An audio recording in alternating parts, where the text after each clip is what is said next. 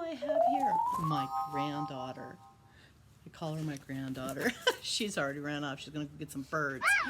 Hello everyone, welcome back to Obsessive Preparation. Today's video is an answer of where I've been. What have I been up to? I have had so many subscribers message me asking where we've been, hoping everything was all right, and that you've actually noticed that I haven't been doing videos, which, thank you. I appreciate everybody out there that have given messages and concerns of where we've been. My husband, Highwayman Trucking, he has not been doing videos.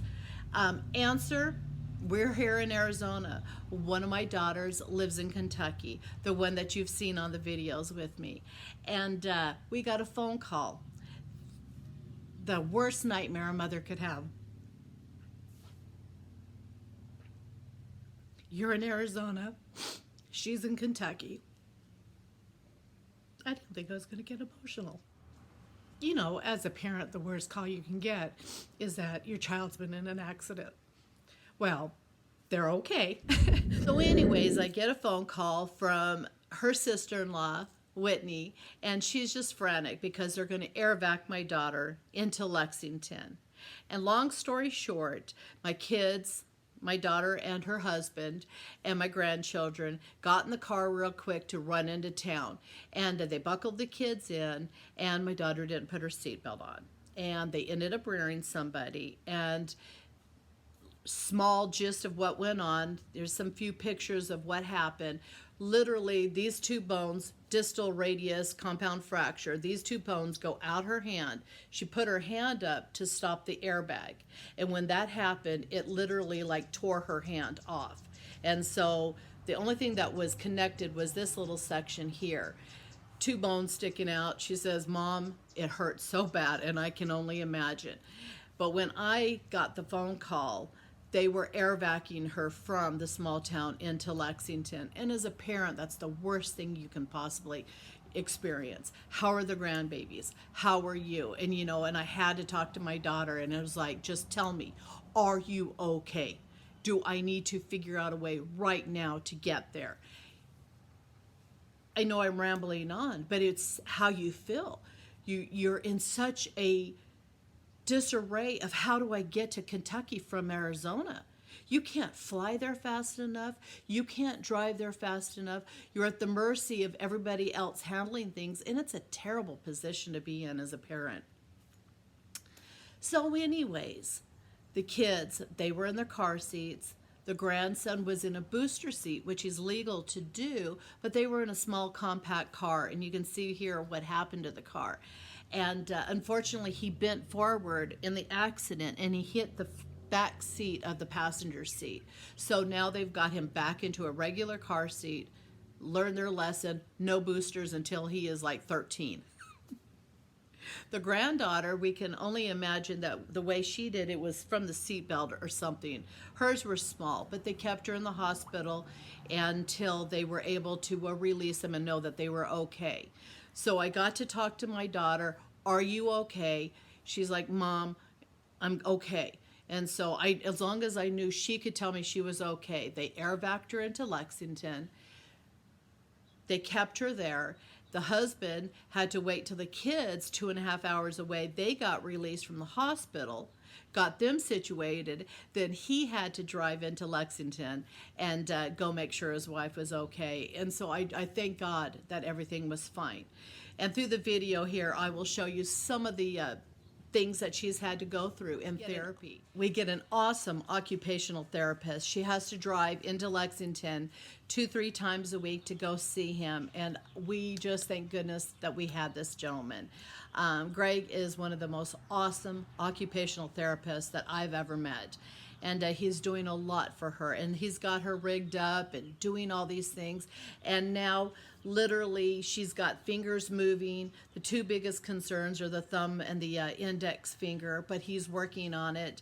And it was to the point where she was not even sure she was going to even able to use the majority of her fingers.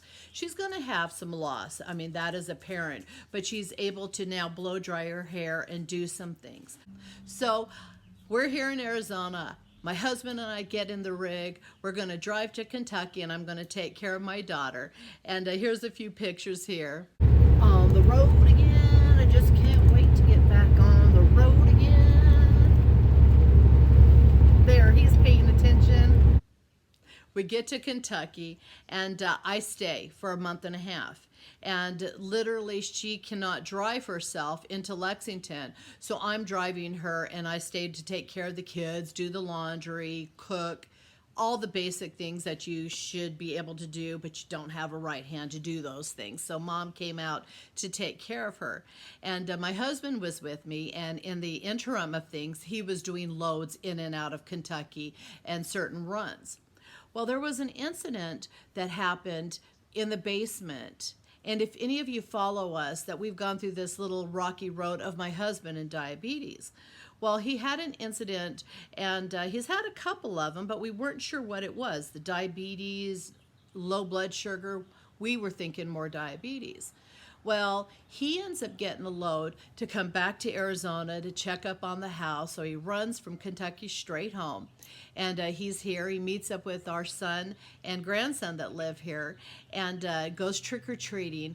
That night, he goes to the hospital. I'm in Kentucky. I'm not with my husband, and I'm miles away. So he calls me. They know for a fact he's had a heart attack. They've got him hooked up, and they're transferring him from one hospital to the heart hospital here in Arizona. I'm in Kentucky. I can't move that quick. I can't get on a plane. I don't have a vehicle because I was in his rig. And even if I was able to get a plane, it was 2.5 hours away, and it was in the middle of the night. I mean, literally in the middle of the night. What do you do now?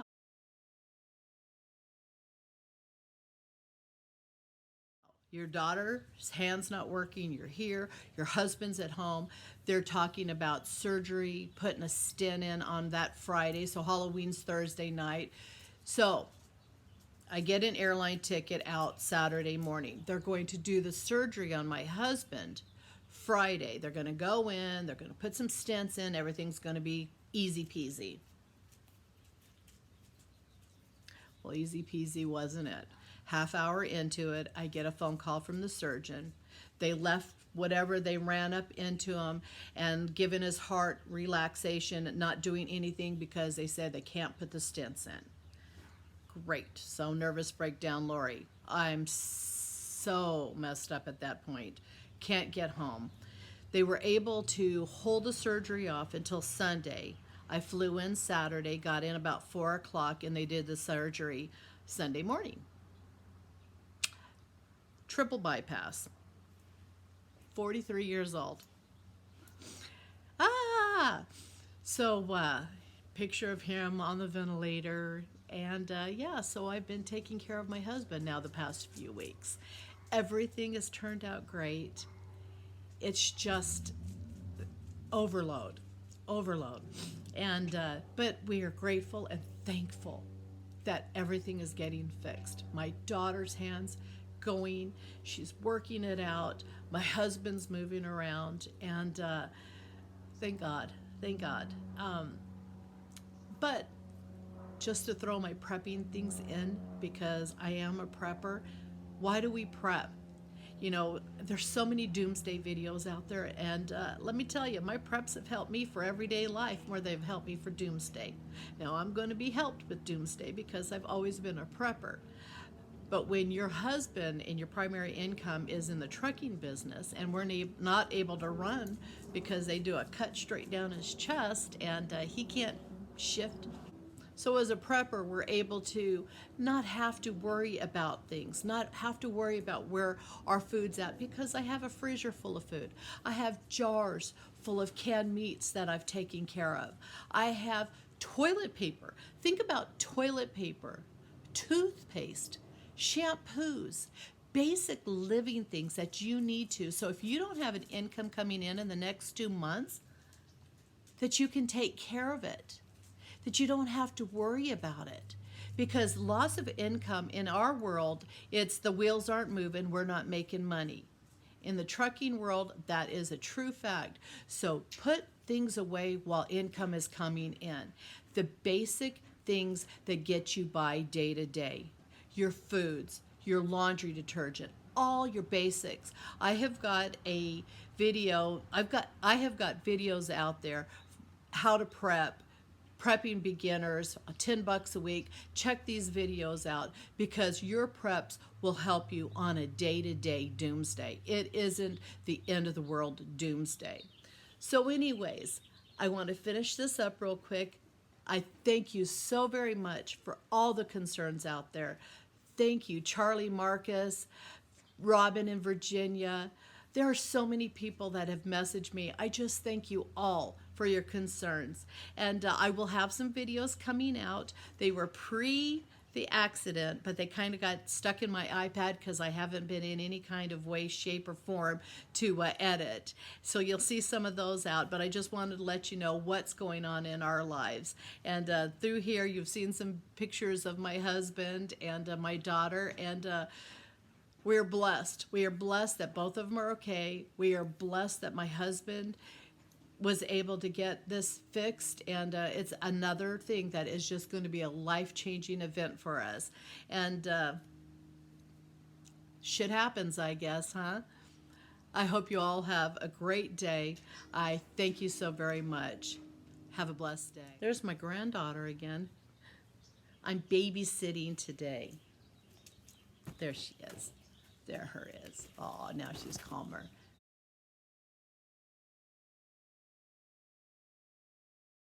Look, honey.